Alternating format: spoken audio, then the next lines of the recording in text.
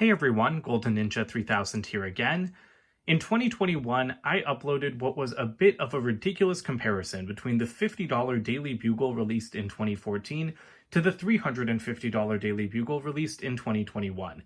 Today, I am going to outdo that ridiculousness by comparing the $30 Council of Elrond set from 2013 to, you guessed it, the $500 Rivendell set from 2023. But that's not all, because I also have here the Tower of Orthanc, also from 2013, to compare next to Rivendell as well. Obviously, it's a little bit ridiculous to compare a $30 set to a $500 one, but you know what? These sets are actually basically the same thing. Here is the Council of Elrond, $30 from 2013, like I said. This was a fantastic set for the time. It's got 4 minifigures, all of which are also in Rivendell. It has a Rivendell building, which we also have in the Rivendell set, and you have the Council of Elrond section with a large tree. So you know what? I actually think it's going to be a pretty fair comparison.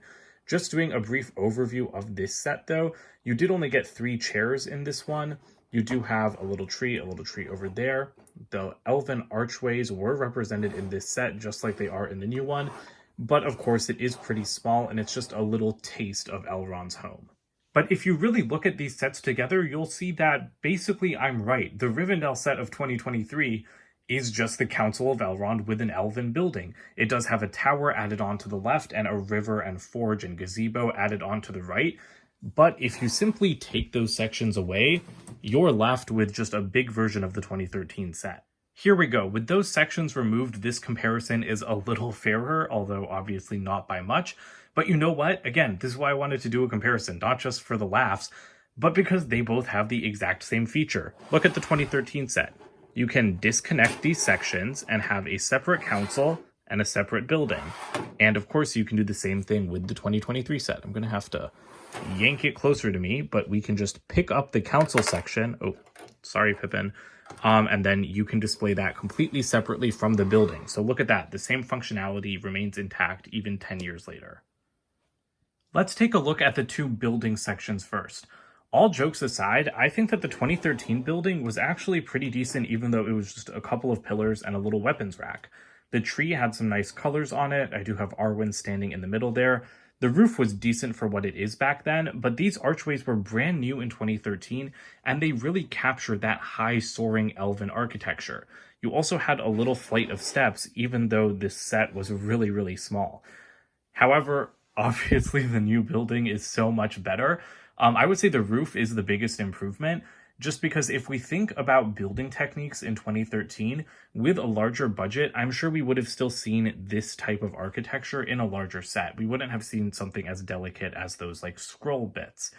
However, I think the roof represents the biggest improvement because I don't think we ever would have seen a diamond tile pattern like that in 2013. Even though those pieces were readily available because they're just 1x1 tiles, this is kind of what LEGO went for back then. You know, they went for this.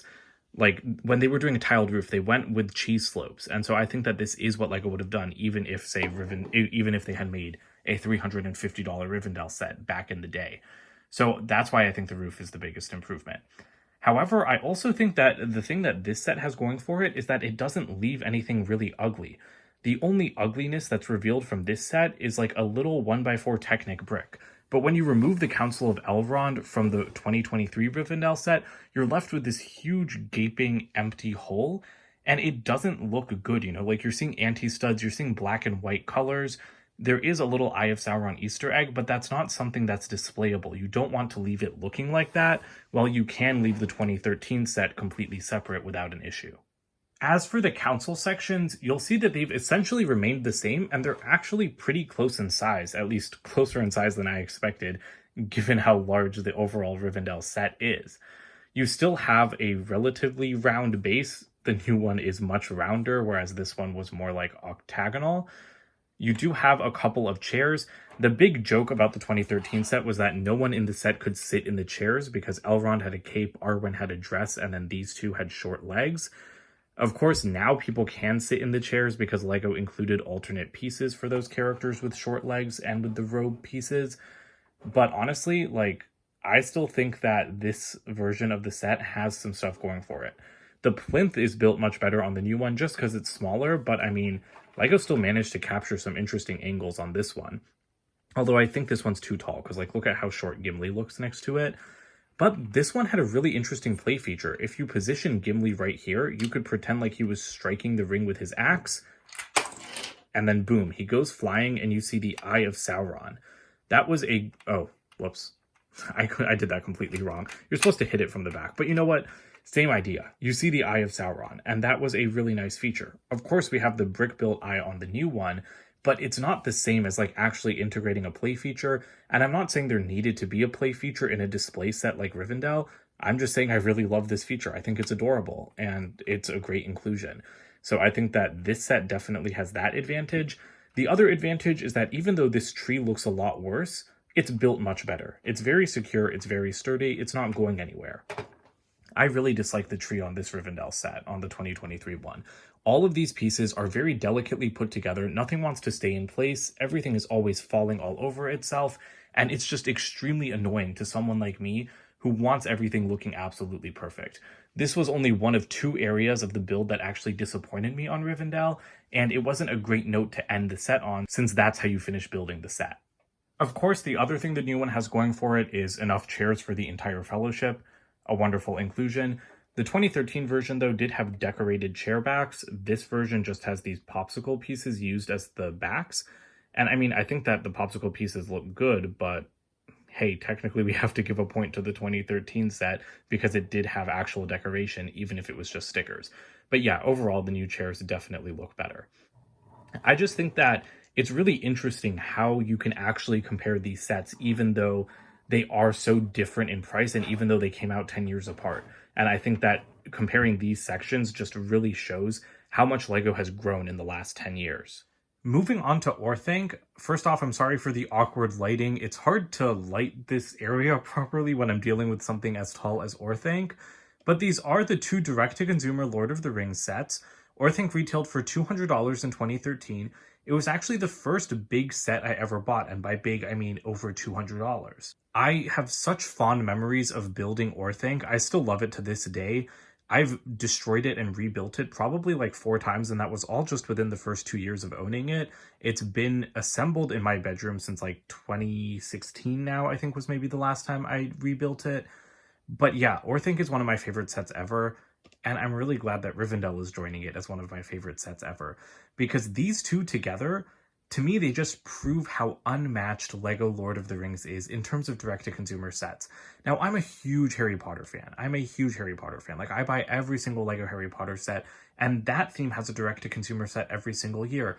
But I'm telling you, the quality in the Harry Potter line is nothing like the quality in even just these 2 Lord of the Rings sets. I mean, both of these sets are stunning display pieces. Rivendell is obviously unmatched because it's 2023 and LEGO is just going absolutely crazy with their adult-oriented display sets. But Orthanc still looks fantastic next to it, especially considering that it's a set from 2013. It is 10 years old, and to me, it still looks fantastic. Of course, it would be way more detailed if it was made today, and I highly doubt that we would see like those rows of studs on like the front of it. But I don't know, like, I still think that it looks wonderful. Like, honestly, these 2 sets paired together, they look a lot better than I thought they would. And honestly, I'm really tempted to display them sitting next to each other on the same shelf. I was going to have them next to each other in my bedroom display, but Orthanc is kind of sitting on top of a stack of, like, IKEA cubbies, so it's kind of lower to the ground than Rivendell would be. But actually, that might look really cool as well, because I'm struggling so much to fit, like, the top of Rivendell into frame, or the top of Orthanc into frame. But just, I feel like it would be really cool if the Rivendell Tower was, like, a half a foot higher in the air and just, like, nestled right below the top of Orthanc.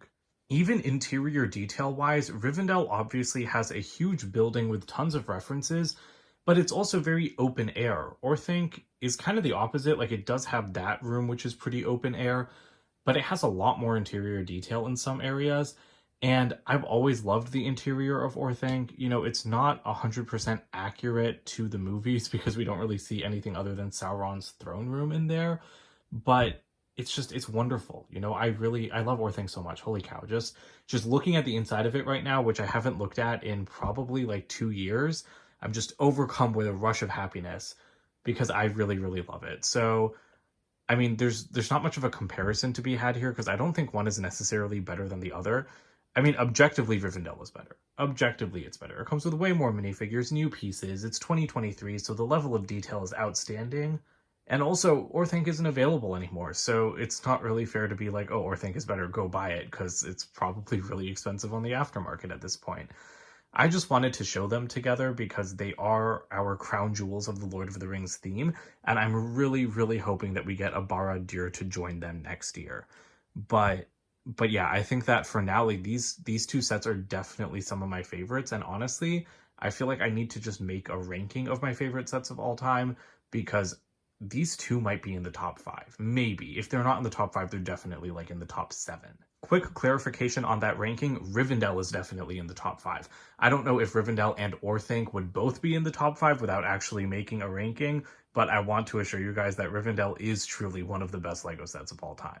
Well, that about does it for this comparison video. Thank you guys so much for watching. Let me know what you think about the 2013 sets versus the 2023 one. Again, I feel like there's not a huge gap in quality from Orthanc. I feel like Orthanc was really ahead of its time when I compare it to something like this Rivendell set. And I know we didn't really do a deep dive into the details of Orthanc, but I mean, I feel like it's a pretty well-known set at this point if you're into LEGO Lord of the Rings. And again, I really hope that we get more direct-to-consumer Lord of the Rings sets that can put the old small ones to shame, but that can also really stand next to the incredible direct-to-consumer sets that we've already gotten.